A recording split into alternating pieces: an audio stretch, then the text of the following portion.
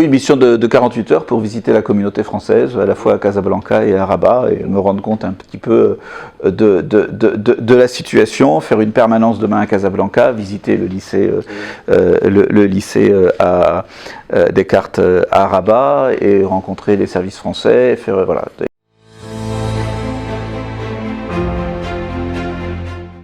Écoutez, moi je ne suis pas député européen.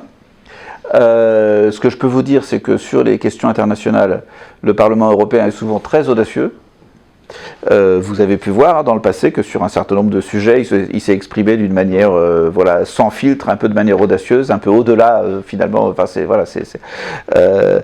donc oui, je pense que, enfin,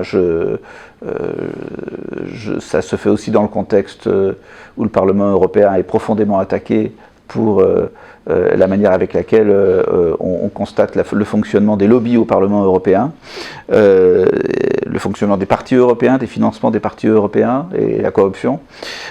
Par conséquent, bon, je crois que je n'ai pas envie de rentrer dans le détail de la résolution que je n'ai pas, que je n'ai pas suivie. Mais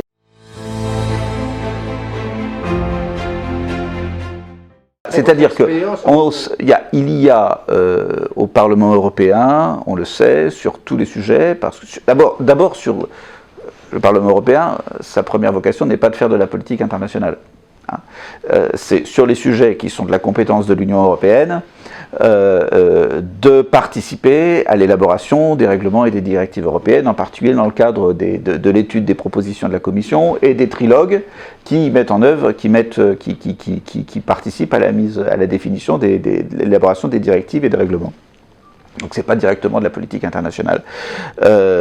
Et sur ces sujets-là, il est bien évident que quand vous avez une directive qui touche des choses qui sont importante pour l'économie. Vous voyez qu'actuellement au niveau européen, on parle beaucoup du Green Deal, de l'objectif de diminution de 55% des émissions carbone par rapport à 1990 en 2030 dans l'Union européenne, et pour ça il y a un certain nombre de choses qui sont mises en place, et elles impactent l'industrie automobile par les normes, elles impactent le mécanisme d'ajustement carbone aux frontières et la mise en place du marché carbone, en particulier dans le domaine du bâtiment et du transport, impacte énormément d'activités économiques, et ces activités économiques, bien naturellement, elles vont voir les députés européens et leur expliquent pourquoi il faut aller dans ce sens, ou pourquoi c'est dangereux d'aller dans ce sens-là.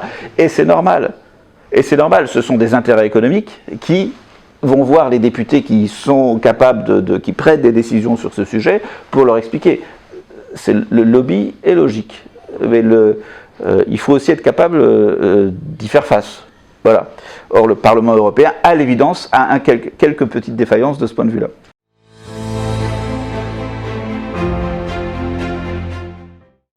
Écoutez, moi, comme je vous ai dit, je ne suis pas rentré dans le détail de cette résolution, et c'est plutôt une résolution de principe qui n'est pas normative au sens du rôle du Parlement européen. Bon. Pour autant, d'une manière générale, le Parlement européen, si vous regardez la liste des prises de position qu'il peut prendre, il a pris des positions très très dures sur des pays membres. Hein. Vous pouvez voir les décisions, les résolutions qu'il a pu prendre sur l'état de droit en Hongrie. Voilà, donc c'est pas parce que c'est pas une question d'être ami, pas être ami, c'est pas une question de respecter, pas respecter. Le Parlement européen s'exprime de manière parfois très sévère.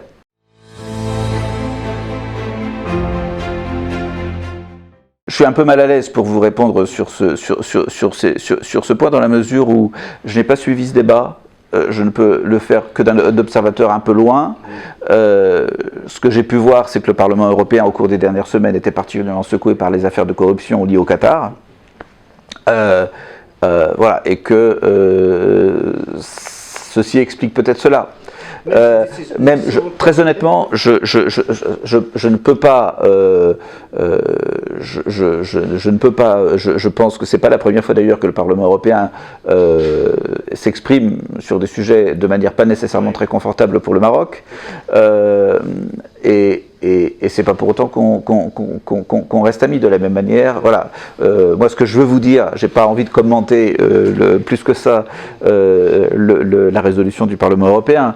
Ce que je disais à votre collègue tout à l'heure, c'est que le Maroc est un pays dont on doit louer, on peut toujours tout critiquer, mais on doit louer plusieurs choses. On est capable de se comprendre. C'est un pays stable. C'est un pays où il y a un État qui fonctionne, c'est-à-dire un État où on peut effectivement développer des services publics et des politiques publiques. Et déjà, quand on dit ça, et quand on regarde vos voisins, c'est déjà vraiment des acquis sur lesquels, si on veut effectivement correctement travailler avec l'ensemble des pays africains, on doit effectivement d'abord savoir la chance qu'on a d'avoir un partenaire africain avec lequel, qui a ces caractéristiques-là.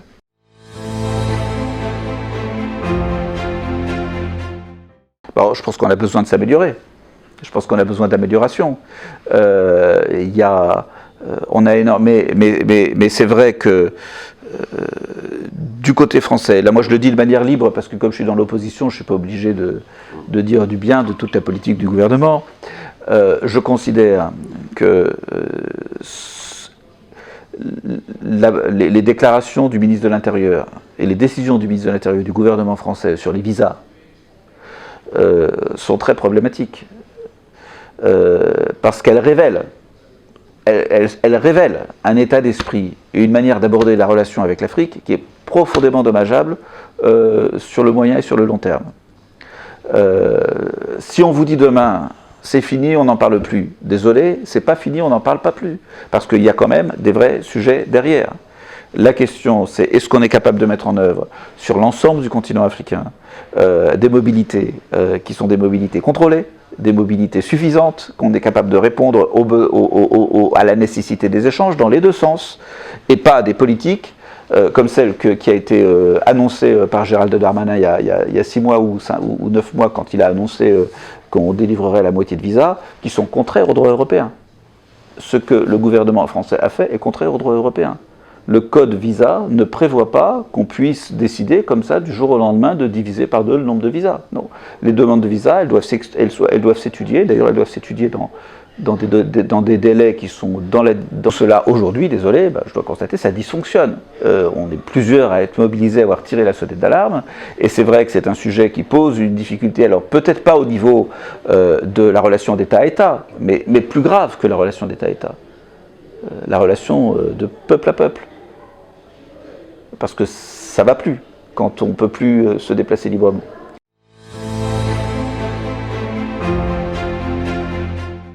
Il y a une part, là encore, je ne veux pas revenir sur le détail parce que je ne l'ai pas suivi, donc je serais assez mal à l'aise et je risque de dire des bêtises assez rapidement.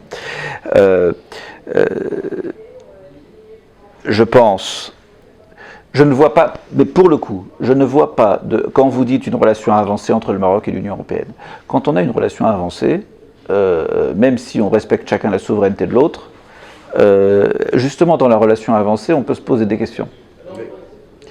On doit se poser des questions. D'une certaine manière, ça relève de l'intérêt. C'est-à-dire qu'il ne s'agit pas simplement de se dire « Ah oui, tiens, j'ai une bonne relation avec lui, je ne sais pas comment ça fonctionne en interne, mais il m'apporte ce que je veux, et puis finalement la réciproque aussi, et puis voilà, tout va bien. » Parce que ça, c'est pas bon. Ça, c'est pas bon. Si on pense, par exemple, que la relation, regardez, ce type de réaction, on se dit, bon, on respecte la souveraineté de l'autre, il y a de temps en temps, il y a des choses voilà, qui se passent bien entre nous. La relation entre la Russie et l'Union européenne, c'est exactement ça, jusqu'en février, c'est-à-dire chacun respecte la souveraineté de l'autre. On sait qu'il y a des choses qu'il ne faut pas dire, parce que si on les dit, ça fâche de l'autre côté, et puis on dit pourvu que ça dure. Eh bien, ça ne marche pas. Parce que justement, quand on a une relation avancée, une relation avancée, c'est une relation où on va au-delà de simplement des intérêts de court terme, et où on est capable de se comprendre, de se dire les choses même quand elles ne sont pas toujours agréables, justement pour mieux se comprendre. Parce qu'une relation qui est juste basée sur les intérêts réciproques, elle est peut-être rationnelle, mais elle ne dure pas toujours. Si je change encore de lieu, regardez ce qui s'est passé entre la Grande-Bretagne et l'Union européenne. La Grande-Bretagne n'avait aucun intérêt à vouloir le Brexit. Mais le jour où elle a commencé à se dire que sa souveraineté était plus importante que ses intérêts économiques, ben, elle a eu du mal. Voilà. Et aujourd'hui, on est dans une difficulté. Et la Grande-Bretagne plus que l'Europe. Et on a tous perdu. Il y a des moments où il y a besoin de compréhension, où il y a besoin d'un petit peu d'amour, il y a besoin de se dire, il y a besoin aussi de se dire quand il y a des choses qu'on ne comprend pas. Et ça ne veut pas dire qu'on veut rompre, ça veut simplement dire qu'on veut mieux comprendre. Et c'est comme ça qu'on peut construire mieux les choses. L'important, c'est de se respecter.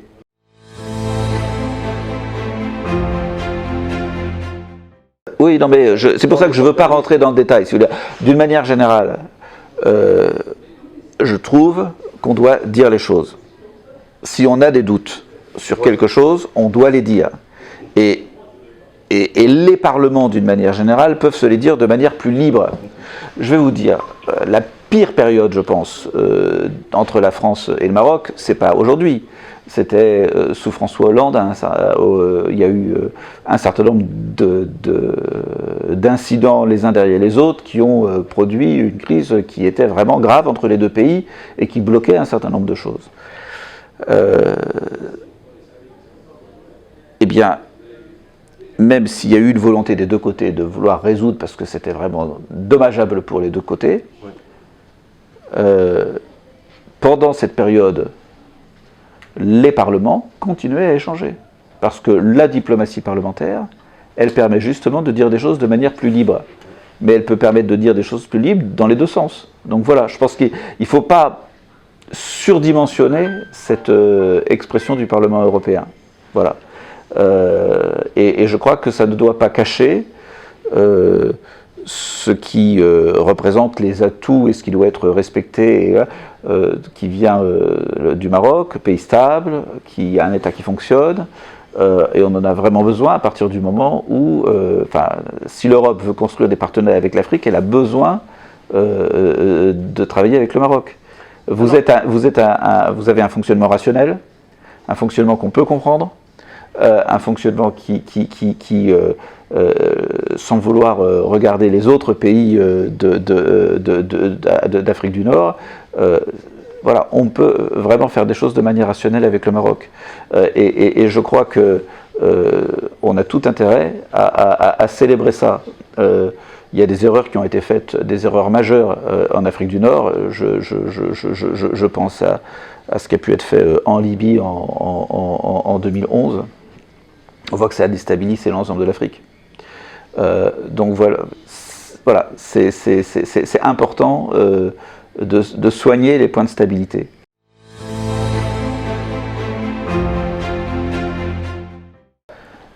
Écoutez, je pense que de toute façon, vous l'avez dit vous-même, c'est d'abord au niveau des Nations Unies que les choses se passent. Je ne suis pas un spécialiste du sujet.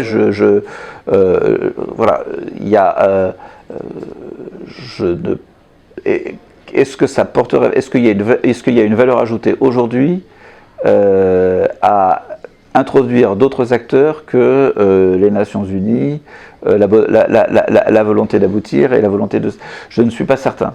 Hein. Je pense qu'il est important, si on veut arriver à faire évoluer les choses, que pour le coup, il y ait le maximum de pays qui soient capables de parler à l'ensemble des parties. Je ne peux pas vous dire. Voilà,